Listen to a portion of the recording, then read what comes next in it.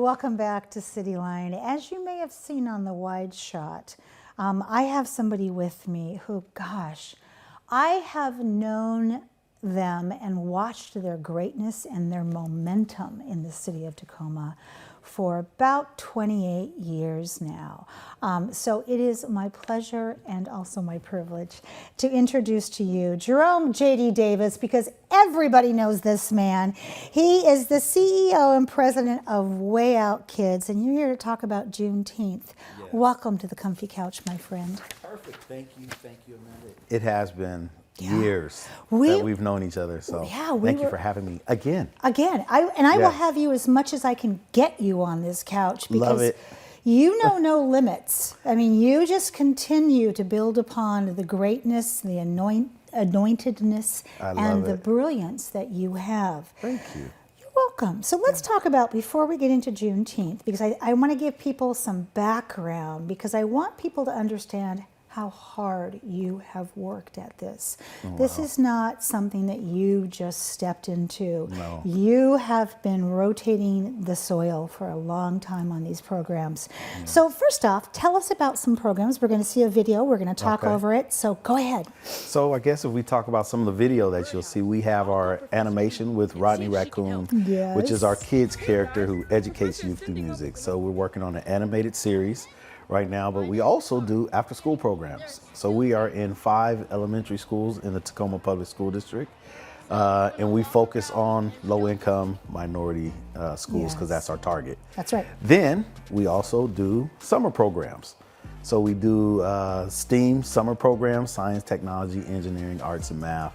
We do those. We are also currently working on an early literacy program. So we've been finding out that kids aren't even knowing how to read by 3rd grade. Oh, and tell them why that's important. Oh, I mean, reading is the key to everything, right? Yes, it is. And literacy. So we are doing a sight word project, which is 300 words that kids need to know by the time they get a certain age to help them read better. So we're doing that in animation and all of that, flashcards to help kids out. I remember flashcards. Yes. I mean, I'm dating myself, but yeah, absolutely. And they still work. And it's fun. Oh my gosh. So you got after-school programs, you've got summer programs, and then we're also launching literacy. Yeah. Wow, that's impressive. Yeah, and then we do a technology summit to introduce kids to technology. So we partnered with SOTA and had a SOTABOTS robotic competition. We brought in AI, we brought in 3D printing, coding, all these different things to help kids around technology and to get comfortable with it and to learn. So. You know, I mean, I as I said, I just came back from vacation and I could hear my daughter's voices in my head. Mom, just take a picture of it. Right. You know, I mean, our greatest teachers are our children. Kids, absolutely. They make it look effortless, but at the same time, we have to make sure that they're protected, that they understand the gift of STEAM, but also just the gift of creativity, and that's what you're offering. How are you funded? We are funded for our after-school program through a partnership with Tacoma Creates. We love Tacoma Creates. Which is also a partnership with Beyond the Bell and Green Trike. I love that. And Metro Parks. I think we're all in there. Years ago, when you and I were on the Arts Advisory Commission together at Metro Parks, I knew what drove you then to serve our community. What drives you today? It's the same. You know, it's being one of those kids that we serve. You know, and I've told this only a couple of times, but I was a kid that experienced what a cheese line was like, what the big blocks of butter, and mom struggling because I was raised by a single mother. Even though I knew my father, but I was still raised because of whatever happened with them. But I was raised by a single mother, so I understood that struggle. Yes. And then I grew up on the east side of Tacoma where there were less resources. And so growing up that way, I kind of got an inside understanding of what kids actually go through. And so it's been the push from then till now. Thank you. Thank you for sharing that. Yeah, I feel absolutely. really privileged to hear that from you. Let's talk about, so you have done all this work with making sure that our youth is engaging their brain. You keep them busy. You also do an after-school program. We're also talking about learning words, and all of that just turns into this beautiful cloud of brilliance that lands on Juneteenth. Oh yes, Juneteenth. So tell us, first off, if people don't know what Juneteenth is, Yeah. tell them what it is. So Juneteenth, in 1865, the slaves were already free in 1863, right? But in 1865, it still hadn't happened in Galveston, Texas. So some troops were sent over there to let them know that they were free. And that's how Juneteenth and the celebration started. Yes. But as of recent, I've been kind of giving a little more along those lines of why we called it A Road to Economic Freedom for our event. Because you could imagine that after being freed, you get the celebration, right? It's all fun, Right. It's great, you're happy. But then what's next? That's right? the question. So you are now removed from the homes that you helped build, the farms you helped cultivate, all those things. Jim Crow laws are put in place to where now you can't access education and jobs and all these things. And so when we looked at Juneteenth, we said, well, what is the real freedom with Juneteenth? And we said it's economics. Yes. So we titled ours Juneteenth, A Road to Economic Freedom, and partnered with, some great people and resources to bring them out to just to have access to our community so they can help themselves around economic freedom. Boy, what a beautiful explanation, and also what a way to understand what Black people of color are still dealing with. Mm-hmm. It's not over. Right. So you have already had experience hosting community events. You're Yes. a natural. So let's name a few of those events, and then we're going to get into the video, which has full sound, and it will be our first peek of what we're going to see on the stages of Juneteenth. Okay, so some of the events we've done back in the days, we used to do a Way Out Fun Day. Yes. We would get over 4,000 kids out and service them for back to school. We did holiday giveaways where we fed over 1,000 people during the holiday times.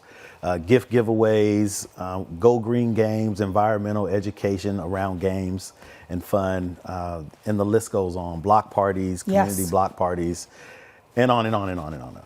Just so much. And Yeah. all of that led to, your leadership led to credibility, it led to transparency, and now we're going to roll that Juneteenth video. We're going to take a look at, Yeah. with sound fully up, what's cooking. Hey, what's up, Alrighty. y'all? It's Crystal Aiken here, and I'm so excited. I'm coming back to celebrate Juneteenth, the road to economic freedom. That's right. It's going down in the Northwest in Tacoma, Washington at Stewart Heights Park on June 19th. Y'all, you don't want to miss it. Now, it was amazing in 2023, but 2024, it's going to be even greater. You don't want to miss this celebration. Juneteenth on June 19th at Stewart Heights Park in Tacoma, Washington. Let's make it great, y'all. I look forward to seeing you there. Let's go.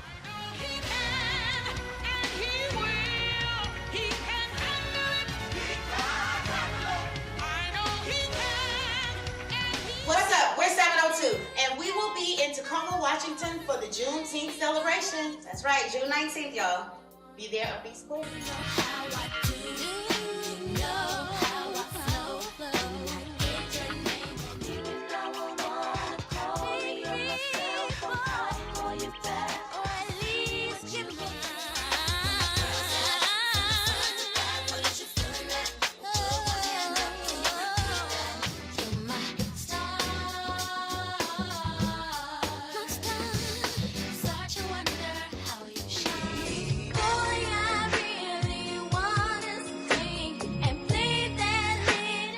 So this is your second year of hosting a Juneteenth celebration. Yes. And wow. After seeing that, you're through the roof on this. So did you get any sleep at all with trying to get a hold of all of those amazing artists to say yes? No, sleep? What's What sleep? was the sleep? What's Yeah. that? So how is last year's compared to this year's? Oh, wow. Last year was year one. Okay. So we did expect a large turnout. Right. But we actually got the large turnout. You did. And our community partners, especially like Metro Parks and Yes. different ones, they kind of stepped up more in this year as far as like us planning, because we knew what to plan for. Right. So with working with the police department and Metro Parks. So and while you're traffic. rolling this off, let's do some thank yous. Yeah. Yeah. Let's do a bunch of thank yous. A bunch of thank yous in the next 10 seconds. I can do it. Okay. Thank you, Metro Parks, for all your help. Then some of our larger sponsors, MultiCare, Amazon, Washington State Federation for State Employees, Black Future Co-op Fund, Way Out Kids Us, Umpqua Bank, Coordinated Care, Molina, Coca-Cola, thank you, Seattle Credit Union, Foundation for Tacoma Students, Greater Tacoma Foundation, Virginia Mason, the Bamford Foundation. Okay, one more.